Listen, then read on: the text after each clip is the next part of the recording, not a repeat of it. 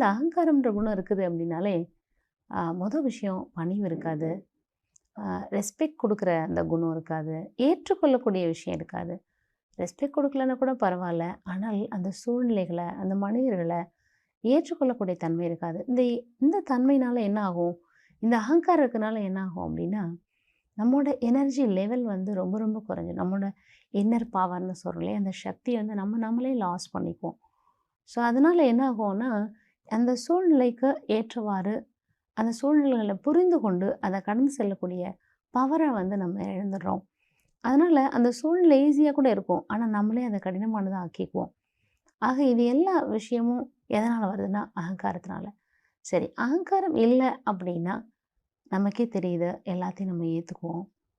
ஈஸியா எல்லாரும் கூட அட்ஜஸ்ட் ஆயிடுவோம். ஒரு திருப்தி இருக்கும். ஒரு பணிவு இருக்கு நமக்குள்ள. எல்லாரையும் நம்ம ஏத்துக்கிறதுனால எத சாதிக்க